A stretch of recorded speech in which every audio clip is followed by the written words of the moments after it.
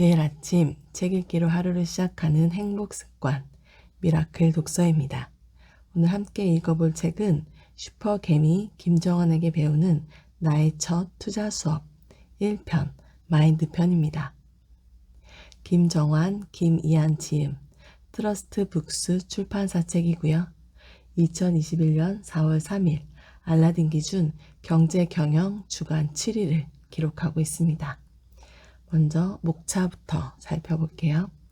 제1부 주식 공부 시작하기, 제2부 투자 마인드, 제3부 시장 환경 이해하기, 1권을 마치며 이렇게 되어 있고 세부적으로는 1장부터 29장까지 목차가 되어 있습니다. 주린이들에게 보내는 편지. 일단 시작하면 내일은 달라집니다. 주식 투자라는 단어를 들으면 어떤 생각이 가장 먼저 드나요? 둘 중 하나일 겁니다.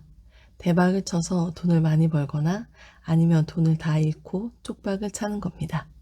맞는 말입니다. 주식 투자는 야누스의 얼굴처럼 양면을 가지고 있습니다. 주식으로 돈을 번 사람들은 주식 투자를 하라고 권합니다. 내가 땡땡땡 회사 주식을 사서 1년 만에 땡땡땡 원을 벌었어 라고 구체적으로 알려주기도 합니다. 그런데 어찌된 일인지 그런 사람은 극히 드물고 주변을 보면 모두 돈을 잃었다는 사람들 뿐입니다. 도대체 누구 말을 들어야 할까요? 그 전에 더욱 중요한 질문은 과연 주식 투자란 무엇인가입니다. 이 질문에 대한 답이 이 책에 올곧이 담겨 있습니다. 세상 사람들은 저를 슈퍼개미라 부릅니다. 전세방 얻을 돈 7천만 원으로 시작해 지금은 수백억 원을 운용하는 투자자가 되었습니다. 7천만 원이 100억이 되는데 걸린 시간은 불과 5년이었습니다. 그 이후에도 기하급수적으로 돈이 불어났습니다. 대략 10여 년이 걸친 그 성공 과정이 이 책에 고스란히 담겨 있습니다. 이제 그 여정을 여러분에게 모두 들려드리고자 합니다. 그동안 제가 만든 블로그나 어플을 통해 수년 동안 주식에 대한 기본기와 투자 과정을 모두 공개했습니다. 투자가 쉽지도 어렵지도 않다는 사실을 더하지도 빼지도 않고 액면 그대로 보여주고 싶었기 때문입니다. 이제는 누구라도 인터넷을 검색하면 모든 정보가 나옵니다. 그것을 자기 것으로 만들 수 있느냐 없느냐는 믿음의 차이입니다. 저는 과정을 보여줌으로써 많은 초보자와 투자자들이 성장하기를 간절히 바랍니다. 금융 약소국으로 국부 유출이 심한 상황에서 많은 투자자들이 투자 방식과 철학에 대해 혼란스러워하고 있습니다. 대부분의 투자자들은 내일 5%의 수익을 위해 공부할 뿐 1년 후 100%, 200% 수익을 위해 공부하지 않습니다. 주식 투자에서 성공하려면 그저 남들보다 조금 더 집요하고 끈기 있게 공부하며 때를 기다려야 합니다. 물론 좋은 기업을 먼저 찾아내는 능력도 있습니다. 이것이 전부입니다. 즉 빨리 발견하고 사 모으고 추적 관찰하고 기다리는 것이 바로 투자입니다. 누구나 주식 투자로 성공할 수 있습니다. 경제적 자유도 자연스럽게 따라옵니다. 투자 초창기 때 퇴근 후 집에 와서 새벽까지 종목을 분석하고 재무제표를 보던 시절이 떠오릅니다. 너무 절박했습니다. 정말 부자 되고 싶었습니다. 그러나 그때만 해도 이렇게 잘 될 줄 몰랐습니다. 대단한 것이 아니라 하루하루 반복적 경험이 인생을 바꿉니다. 저의 결과나 제 투자 종목만 따라하지 말고 저의 노력과 과정을 지켜봐 주십시오. 그리고 그 과정을 습득하셔야 합니다. 제 글만 읽지도 마시고 세상의 바다로 나가 다양한 글들을 읽어보시길 바랍니다. 투자자로 살아가겠다면 지금 당장부터 나태해진 자신을 바꾸십시오. 환경, 성향, 여건, 핑계는 얼마든지 될 수 있습니다. 그러나 누군가는 한계를 깨고 스스로 바꿔갑니다. 그렇다고 자책할 필요는 없습니다. 그저 오늘부터 태도를 바꾸면 됩니다. 일단 시작하면 내일은 달라집니다. 여러분이 지금 주식 투자를 시작한다면 가능할까요? 아니면 실패할까요? 믿음에 따라 달라집니다. 그럼에도 분명한 것은 지금이 가장 좋은 기회의 시간이라는 사실입니다. 흐름을 타면 가능합니다.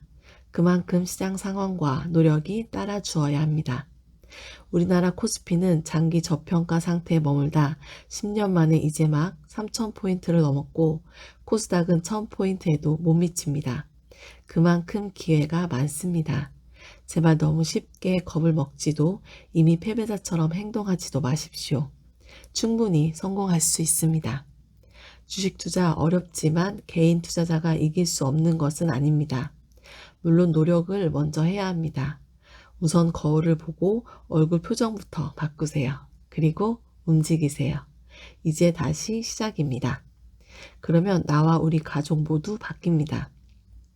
행복의 보금자리를 만들고 멋진 인생을 살 수 있습니다.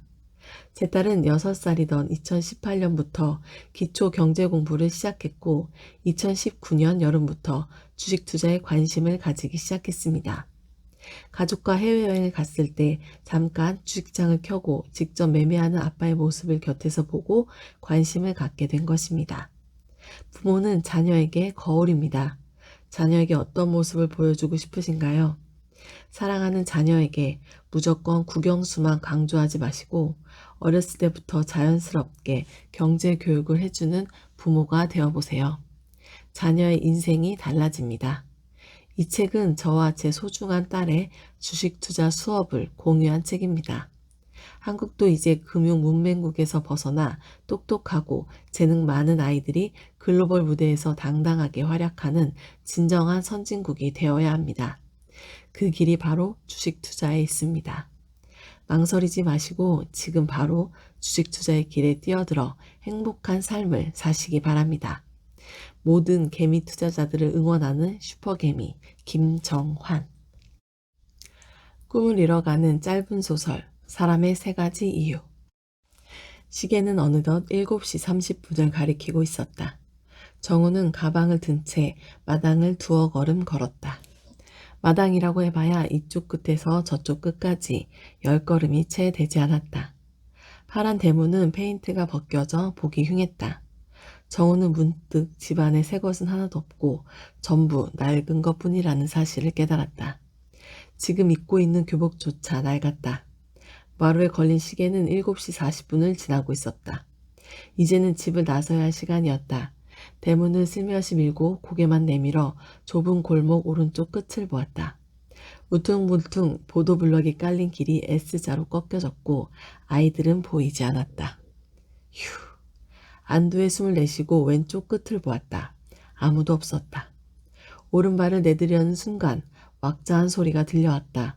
골목 끝에서 교복을 입은 또래 아이들 3~4명이 제재거리며 몰려오고 있었다. 정우는 후다닥 집 안으로 들어가 대문을 잠가버렸다.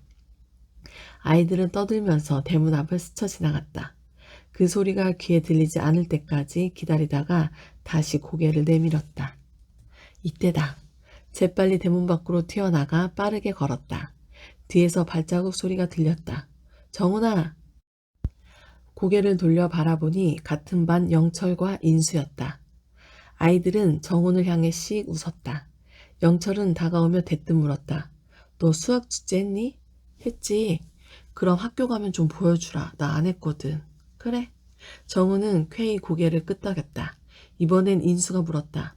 그런데 말이야, 너 집이 도대체 어디니? 가슴이 꽉 막혀왔다. 심장이 벌렁거렸다.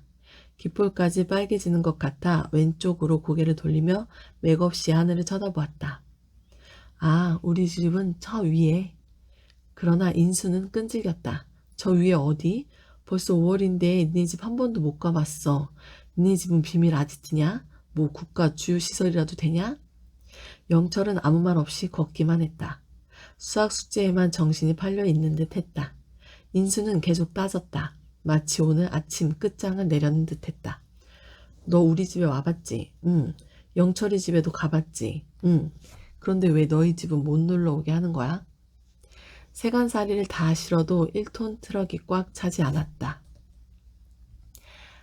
TV와 전축, 피아노는 이미 팔려갔고 남은 것은 생활에 꼭 필요한 소소한 물건들 뿐이었다.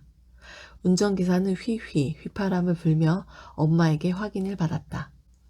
짐이 많건적건 한 번 움직이는데 10만 원입니다요. 엄마는 이마에 땀을 닦아내며 하소연했다. 그건 그렇지만 짐이 이렇게 적으면 일도 편하고 빨리 끝나면 다른 곳 짐을 또 실을 수 있으니까 8만 원에 해요. 안 됩니다. 한 번 움직이는데 10만 원입니다. 그러면 9만 원. 아버지는 저만치 허공만 바라보았다. 정우는 그런 엄마가 측은해졌고 아버지에게 화가 났다. 여동생은 재촉하듯 엄마 손을 잡아당겼다. 이 모습을 동네 친구들에게 보이고 싶지 않아서였다. 운전기사는 엄마와 여동생과 정훈을 차례로 보다가 마지못해 고개를 끄덕였다. 참, 그러시구려. 아이를 봐서 10,000원 깎아드리리다. 고맙습니다. 10,000원 때문에 어머니가 고개를 숙이는 모습이 처량했다. 정우는 주먹을 불끈 쥐었다. 갑자기 나는 커서 부자가 되겠어 라고 결심한 것은 지금 이 시각 우습기 짝이 없었다. 자신이 할 수 있는 것은 아무것도 없었다. 공부를 열심히 하는 것 외에는. 트럭은 털털거리며 사거리를 지나 골목을 여러 번 꺾어 낡은 집 앞에 멈추었다. 이제 새로 살아가야 할 집이 눈앞에 으스년스레 펼쳐져 있었다. 20평이 채 되지 않는 낡은 슬레이트 집이었다. 비가 내리면 천정에서 빗물이 뚝뚝 떨어질 것 같았다. 저 멀리 수려한 고층 아파트 단지가 눈에 들어왔다. 저 아파트 19층에서 이 동네를 바라보는 느낌은 어떨까? 정우는 자신이 그 기분을 느끼는 날은 오지 않을지도 모른다는 암울한 생각이 들었다. 불과 서너 달 전 사람들은 아버지를 보면 고개를 숙이며 공손히 인사했다. 아버지는 능력 있는 사업가였다. 어머니는 인자하고 품이 있는 가정주부이자 현명한 자녀 교육자였다. 그러나 하루아침에 이 모든 것이 사라졌다. 아버지는 실패한 사업가가 되었고 어머니는 생활 전선에 뛰어든 노동자가 되었다. 사람들은 아버지를 더 이상 사장님이라 부르지 않았고 어머니를 사모님이라 부르지 않았다. 가난한 아저씨, 아줌마가 되었다. 좁고 낡은 집에 산다는 사실은 창피한 현실이었다. 학교 친구 누구에게도 자신의 사는 모습을 보여주고 싶지 않았다. 매일 아침 골목에 또래 친구들이 없는 것을 확인한 다음에야 집을 나섰고 수업이 끝나면 교실에 남아 숙제를 하거나 운동장에서 축구를 하다가 어둑해져서야 슬며시 집으로 돌아왔다. 정우는 중학교를 졸업하던 날 일기에 이렇게 적었다. 나는 불편한 진실을 숨기면서 살아왔다. 내게 언제 자유가 올까? 가난은 가난을 알아야 떨쳐낼 수 있다. 선생님은 분필을 들어 칠판에 적었다.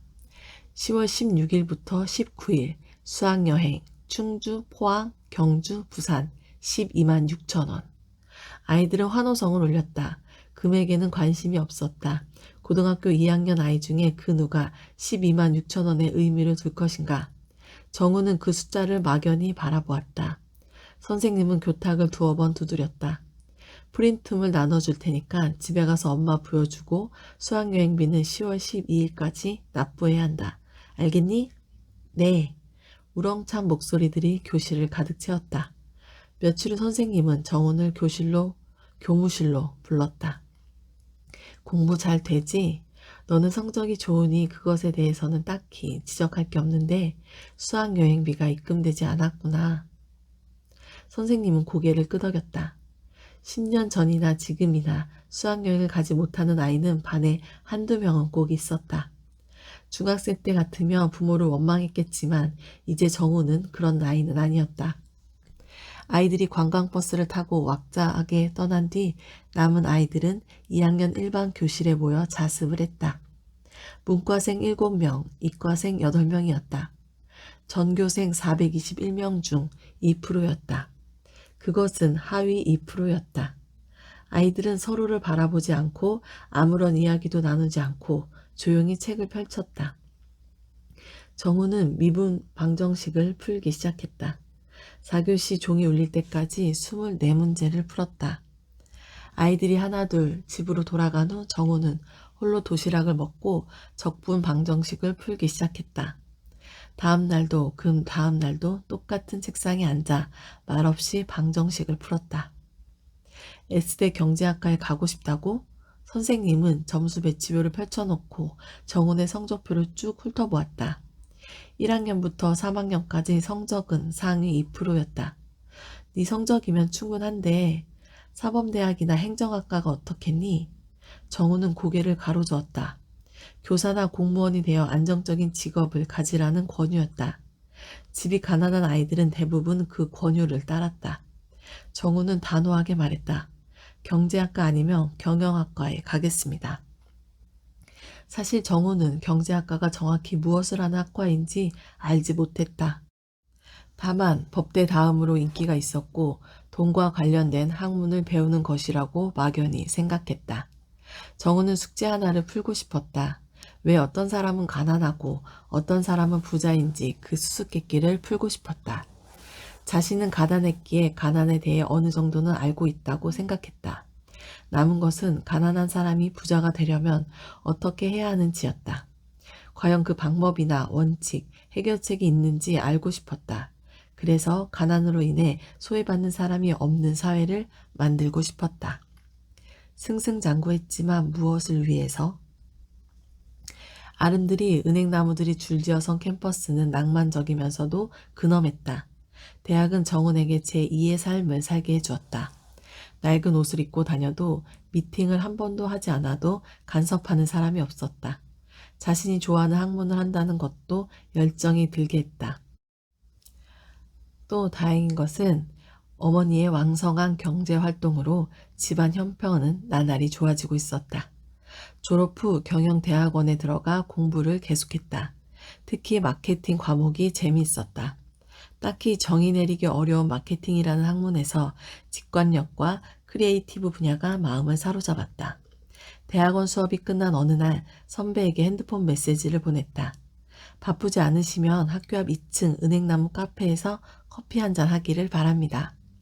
창가에 앉아 어둠이 내리는 거리를 응시할 때 선배가 들어왔다. 이런저런 이야기를 나누다가 본론을 꺼냈다. 저와 함께 웹 컨설팅 회사를 차리면 어떨까요? 뜻밖의 제안에 선배는 당황했다. 웹 컨설팅은 웹사이트를 통한 고객의 목표 달성을 위해 시작부터 끝까지 사전 계획과 결과, 수정 보완을 위한 일련의 과정이었다.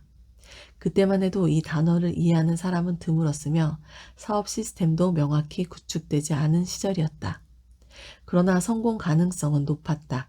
선배는 잠시 생각하다가 답했다. IT 전문가가 필요하고 더 중요한 것은 사업의 아웃라인을 잡는 일이야. 그것은 저와 선배님이 힘을 합하면 가능합니다. 의기투합한 두 사람은 웹 컨설팅 전문 회사를 차렸다. 아침에 눈을 뜨면서부터 저녁까지 일에 집중했다. 돈을 번다는 사실보다 더 뿌듯한 것은 작은 액수나마 어머니에게 생활비를 드린다는 점이었다. 3년 후 회사는 중국으로 진출했다. 정우는 중국어를 배워 베이징으로 건너갔다. 낯선 땅이지만 사업은 잘 유지되었다. 어느 날 삼성의 고위직 한 명이 회사를 방문했다. 그는 웹과 관련된 산업에 깊은 관심을 갖고 있었다. 그가 정훈에게 제안했다. 우리 회사에서 들어와 일할 생각이 없나요? 우리 회사란 어느 곳을 말하는 겁니까? 이 삼성 차이나입니다. 과장 직급을 드리겠습니다. 정우는 고민에 빠졌다. 사실 그는 대기업에서 조직 생활을 해본 적이 없었다. 훗날 큰 회사를 경영하려면 젊은 날에 조직 생활을 해볼 필요가 있었다. 또 자신은 아직 앞길이 창창했다. 다양한 경험을 쌓을 필요가 있었다. 정우는 선배와 상의한 뒤 스카우트 제안한 삼성 고위직에 조건을 내걸었다. 부장 직급을 주면 가겠습니다. 사실 과도한 조건이었으나 고위직은 하하 웃었다. 그렇게 하지요. 앞으로 잘 부탁드립니다. 정우는 30대에 삼성의 부장이 되었다. 어머니와 아버지는 무척 기뻐했다. 사업의 위험성을 잘 아는 아버지는 아들이 안정된 직장에서 일하게 되자 여한이 없을 정도였다. 그러나 너무 이른 나이에 간부가 된 것에 대해 걱정하는 마음도 있었다. 그 걱정에 아랑곳 없이 정우는 질주했다. 그리고 몇 년 후 전화 한 통이 걸려왔다. SK그룹의 고위직이었다. 우리가 이번에 이 SK테크라는 회사를 설립합니다. 이 회사로 오셨으면 합니다. 아, 제가 가게 되면 어떤 일을 하나요? 대표이사 자리를 맡아주세요. 정우는 대학을 졸업한 지 10년이 지나지 않아 대표이사가 되었다. 그것도 대그룹 계열사의 사장이었다.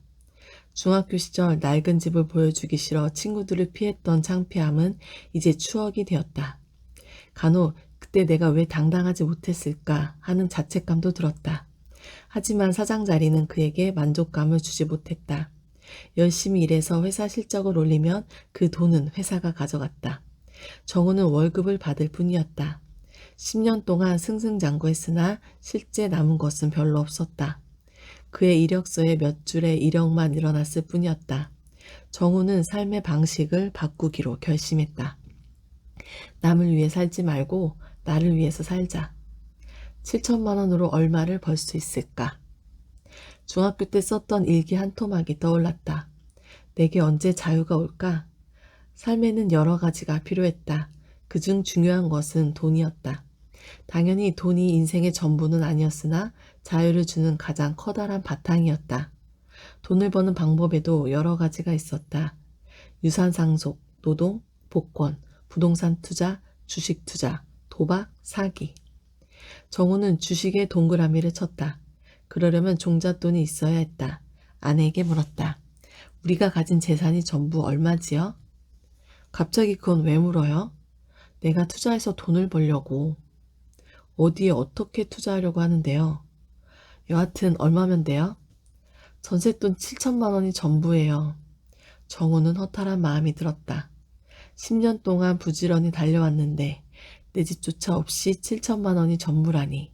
조심스레 물었다. 그동안 나도 벌고 당신도 벌고 적지 않게 벌었다고 생각하는데 그 돈은 다 어디? 아내는 정훈을 빤히 바라보았다. 어머니 집 사시는데 보태고 혜정 아가씨 미국 유학 비용 보내주고. 정훈은 고개를 숙였다. 그래요, 고마워요. 여하튼 7천만 원은 나에게 주어요. 무슨 투자인지는 모르겠으나 다시 한번 생각해봐요. 7천만 원 가지고는 조그만 라면집 차리기도 벅차요. 아내의 말이 맞았다. 그럼에도 그 돈이면 충분하다고 생각했다. 전셋돈을 빼 본가로 들어갔다. 어머니는 아들 내외와 함께 사는 것을 오히려 기뻐했다.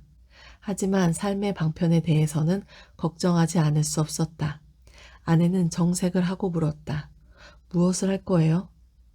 이런저런 일을 하면서 돈을 벌고 7천만 원으로는 주식 투자를 하겠어요. 아내의 얼굴이 일그러졌다. 어머니와 아버지도 마찬가지였다. 여동생은 미국에서 전화를 걸어왔다. 그냥 평범하게 직장 생활해. 새언니가 얼마나 걱정하겠어. 엄마 아빠도 그렇고 자칫 집안 망하면 우리 어렸을 때 생각 안 나? 그러한 반대는 당연히 예상하고 있었다. 하지만 정우는 돈에 억눌리는 삶을 더 이상 살고 싶지 않았다. 그리고 자신을 믿었다. 주식책을 사서 공부하면서 기업들을 세밀히 분석하기 시작했다. 그래, 이 회사다. 7천만 원을 그대로 둔 채 저축해둔 돈에서 시험 삼아 300만 원을 투자했으나 결과는 실패였다. 기술적 분석, 정보 매매, 상한가 따라잡기 등 개미 투자자들이 하는 다양한 방법을 구사했다. 그럼에도 손에 쥐는 돈은 없었다. 아내는 여전히 주식을 반대였다. 지금이라도 그만두고 제대로 된 사업을 하거나 취직을 해요. 걱정하지 마요. 몇 번의 실패와 연구 끝에 저평가된 종목에 투자하는 가치 투자가 올바른 길임을 확신했다. 그러한 기업 하나가 눈에 들어왔다. 7천만 원으로 A사 주식을 몽땅 샀다. 일주에 4,200원씩 16,000주를 샀다. 전문가들이 보았다면 어리석기 짝이 없는 짓이었다. 그러나 느긋하게 기다렸다. 11개월 후 주식은 18,400원으로 올랐다. 정우는 망설이지 않고 전량을 팔았다. 2억 9천만 원이 입금되었다. 그제야 가족들의 얼굴에서 근심이 사라졌다. 하지만 안심하기는 일렀다. 하루아침에 그 돈을 모두 날릴 수 있는 것이 주식판이기 때문이었다. 또 가치 투자에 대해서는 전문가들의 의견이 충돌했다. 그럼에도 정우는 승승장구했다. 인생에서 두 번째 승승장구 시기를 맞고 있었다. 성장 가치를 보고 투자한 H 주식을 12,000에 매입해 24,000원에 처분했고, 자산 가치를 보고 투자한 N사엔 7,000원에 투자해 14,000원에 팔았으며 쥐사는 1,200원에 사서 3,600원에 팔았다. 5년이 지나지 않아 정우는 수십억 원의 투자금을 운용하는 슈퍼개미의 길목에 있었다. 그때 기회 하나를 발견했다. 투자 가치의 길을 발견하다. 가장 존경하는 사람이 누구인가? 이런 질문은 주로 고등학교 이하 청소년에게 해당한다. 물론 어른에게도 할 수 있지만 대답하는 사람은 그다지 많지 않다. 이미 자신의 삶은 결정되었다고 생각하기 때문이다. 정우는 그런 질문을 받으면 망설이지 않고 대답했다. 워렌 버핏입니다. 그가 돈이 많아서인가요? 그것보다는 가치 투자의 모범을 보여주었고 또 투자회사를 세워 사람들을 부자의 길로 인도하는 실천력이 있기 때문입니다. 정우는 버핏이 세운 버크셔서웨이 같은 회사를 설립하겠다는 꿈을 갖고 있었다. 그러려면 더 많은 돈이 필요했고 갑론을박이 치열한 자신의 실력을 보여주어야 했다. 햇볕이 따스한 5월, 끊임없이 공부하다가 지친 정우는 한간 둔치로 산책을 나갔다. 벤치에 앉아 오가던 사람들을 바라보던 그의 눈에 색다른 풍경이 들어왔다. 걷거나 뛰는 사람도 많았지만 자전거를 탄 사람들이 부쩍 늘었다는 사실이었다. 자전거도 각양각색이었다. 바로 저거다. 부지런히 사무실로 돌아와 C 자전거 회사를 검색했다. 주가는 2,730원이었으며 하락세였다. 정우는 기다리다가 2,200원에 매입해 몇 달 후 5,000원에 처분했다. 꼭 2배 올랐으며 이익은 5억이 넘었다.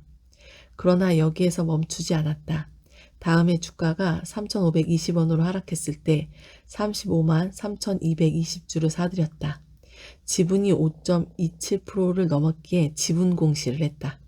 그리고 2차로 8만 9,470주를 더 매입해 보유 주식을 44만 2,697주로 늘렸다. 지분은 6.60%로 상승했다. 투입된 총 금액은 15억 5,800원에 달했다. 정우는 동시에 사람들에게 C 자전거 회사에 투자할 것을 권유했다. 믿고 따르는 개미 투자자도 있었으나 믿지 못하는 사람들이 더 많았다. 투자자들과 자칭 전문가들 중에는 여전히 가치 투자를 불신하고 있었다. 그들에게 정우는 가치 투자의 진수를 입증하고 싶었다. 6개월 후 정우는 44만 2,697주 모두를 팔았다. 1주당 6,000원으로 차익만 11억 원에 달했다. 불과 반년 만에 70% 가까운 놀라운 수익률을 기록했다.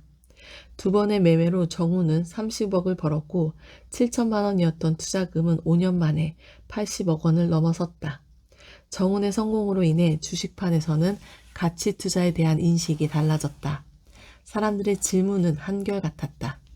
투자 방법은 여러 가지인데 왜 하필 가치 투자를 고집하나요? 주식 투자는 지극히 어려운 일입니다. 저는 초기에 밤잠도 못 자고 미국 나스닥을 지켜보고 한국과 세계의 모든 경제지표, 뉴스, 각종 정보를 챙기느라 정신이 없었습니다. 물론 지금도 그러하지요. 그런데 초기에는 주식 투자가 행복하지 않았습니다. 어떻게 하면 편안한 마음으로 주식할 수 있을까 고민하다가 가치 투자를 시작하게 됐습니다. 그리고 그것이 적중했습니다. 어찌 가치 투자를 안 할 수 있겠습니까? 정운의 자산은 계속 늘어나 200억 원이 되었다. 필연적으로 슈퍼개미 호칭이 이름 앞에 붙었다. 포털 검색창 슈퍼개미를 치면 정운의 이름이 가장 먼저 나왔다. 그의 이름을 사칭해 사기를 치는 사람도 생겨났다. 그것을 방지하고 평범한 사람들에게 주식으로 부자 될 수 있는 방법을 들려주기 위해 여러 방법을 사용했다. 처음에는 인터넷에 투자 가이드를 올렸으나 실효성이 높지 않아 유튜브로 전환했다. 곧 구독자가 100만 단위로 늘어났다. 진지한 것보다는 진솔하게 들려주는 것이 훨씬 효과가 높았다. 구체적으로 이 종목을 사라, 저 종목을 사라 라고 말하지 않았다. 그것을 원하는 투자자가 더 많다는 것은 알지만 그것은 올바른 방법이 아니었다. 성공한 사람의 말만 듣고 무작정 따르는 사람은 성공할 수 없다는 것을 잘 알고 있었다. 왜 주식 투자를 하는지 그 목적이 분명해야 합니다. 그리고 자신만의 매매 원칙과 철학을 가져야 합니다. 그것이 완벽할 순 없으나 스스로 공부하면서 원칙을 세워나가야 합니다. 자신만의 원칙을 지키며 흔들리지 않는다면 결코 실패하지 않는 행복한 투자자가 될 수 있습니다. 정훈이 강조하는 것은 행복한 투자자였다. 돈을 버는 이유는 자신의 능력을 증명하고 그 결과로 자기 자신과 사랑하는 가족들에게 행복을 안겨주기 위해서다. 주식으로 돈을 왕창 벌면 최고급 외제 승용차를 사고 친구들을 불러 초호화판 술을 마시고 강남의 넓고 번들어한 아파트를 산다. 정훈도 그런 과정을 거쳤다. 하지만 제자리로 돌아왔다. 고급 외제차가 행복의 지표는 아니었기 때문이었다. 다른 사람들의 행복을 위해 헌신할 수 있는 것이 진정한 행복이었다. 선진 경영학을 배우기 위해 미국 스탠퍼드 대학교에서 최고 경영자 과정을 수료한 것은 부의 의미를 다시금 인식하게 했다. 미국의 부유한 청년들을 만나 그들이 가진 부의 개념, 품위, 사회적 공헌에 대해 알게 되었다. 무작정 공부만 잘하는 것이 중요한 것이 아니라 어렸을 때부터 경제관념을 세워가는 것이 중요하다는 사실도 깨달았다. 딸이 13살이 되자 학교 공부와 병행해 경제와 투자 개념을 제대로 익히도록 자연스레 이끌었다. 다행히 딸도 아빠를 따라 돈에 대한 올바른 마인드를 쌓아가기 시작했다. 정우는 주식 투자로 3가지 자유를 얻었다. 경제적 자유, 시간적 자유, 관계적 자유였다. 자신이 하고 싶은 일은 악의 목적이 아닌 선의 목적, 무엇이든 할 수 있었다. 시간으로부터도 자유로웠다. 아침이든 한밤중이든 구속받지 않았다. 또 사람들의 관계에서도 자유로워졌다. 만나고 싶지 않은 사람은 만나지 않으면 그만이었다. 일체의 구속에서 벗어난 자유를 정우는 행복하게 누렸다. 그럼에도 지난 시절을 잊지 않았다. 여전히 가난에 머물러 있고 가난을 탓하면서 신태한탄만 하고 부자가 되고 싶음에도 그 방법을 몰라 방황하고 열심히 모은 돈을 잘못된 투자로 인해 하루아침에 날려버리는 사람들에게 실제적 도움을 주는 일을 소명으로 삼았다. 그래서 그는 행복했다. 그가 사람들에게 강조하는 것은 하나였다. 지금이라도 늦지 않았습니다. 부자가 되어 3가지 자유를 누리세요. 누구나 할 수 있습니다. 제1부 주식 공부 시작하기. 성공할 수 있다는 믿음을 갖자. 사랑하는 딸에게 경제 수업을 들려주는 이유. 가장 먼저 제가 13살 딸 김이안에게 오래전에 썼던 편지를 공개합니다. 아빠와 딸의 사적인 편지이지만 이 책을 읽는 부모의 마음을 대변할 수 있다고 생각되어 올립니다. 여러분도 이 책을 읽고 자녀에게 투자 편지를 써보시기 바랍니다. 아가야, 주식은 인생이란다. 오르막이 있으면 내리막도 있듯이 굴곡 없는 삶은 없기 때문이란다. 하나가 좋으면 하나가 나쁘고 인생이란 게 그런 맛에 사는 것이란다. 너도 크면 투자를 하겠지. 그때가 되면 이 편지를 잘 보고 투자에 참고하렴. 그런데 투자를 실천하기 전에 해야 할 일이 있단다. 그것은 바로 직업을 갖는 것이지. 사람은 직업을 가져야 안정적 소득을 올리고 또 사회 발전에 이바지할 수 있어. 나아가 그 돈이 많건 적건 정기적인 수입이 있어야 투자할 때 안정감이 들지. 불안함에 빠지면 투자 판단이 흐려질 수 있고 그리고 투자에 대한 공부를 열심히 해야 해. 예를 들면 재무제표나 차트 공부 같은 거 있지? 무엇을 어떻게 공부해야 하는지 나중에 구체적으로 알려줄게. 어쨌든 우리 딸에게 처음 보내는 편지니 어렵지 않게 말해줘야지. 주식은 인생과 비슷해. 인생을 살아가는 것도 만만치 않듯 주식 투자를 하는 것도 만만치 않단다. 그럼에도 쉬운 편에 속하는 것이 투자다. 그건 한 가지 비밀이 있기 때문이야. 네가 학교에서 킥보드를 가장 잘 타지? 쉬지 않고 열심히 탔기 때문이야. 킥보드를 잘 타려면 겁도 없어야 하지만 넘어지지 않기 위해서 처음 고른 세발 킥보드. 그건 다치지 않기 위함이지. 물론 처음부터 2발짜리를 살 수도 있었지만 그건 배우는데 위험할 수도 있어. 그렇게 너는 무섭지 않은 세발 킥보드로 학교를 평정했지. 그제야 친구들도 세발 킥보드를 산다고 하잖아. 이게 바로 기분이야. 주식 투자를 하는데 많은 사람들이 자기한테 맞지 않는 두발 킥보드로 시작하지.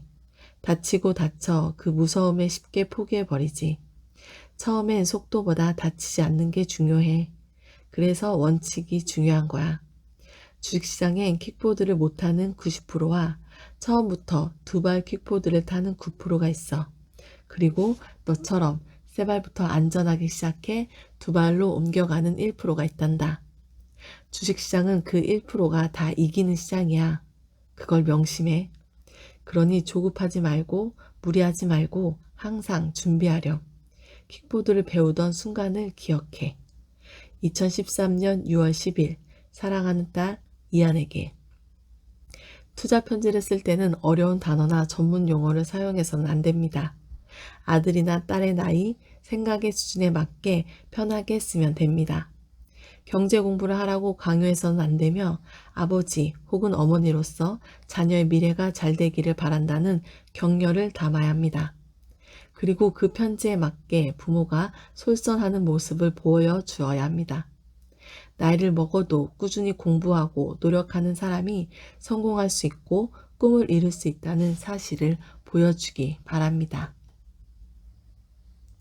더 읽고 싶은데 오늘 미라클 독서는 여기까지 읽겠습니다. 오늘도 감사합니다.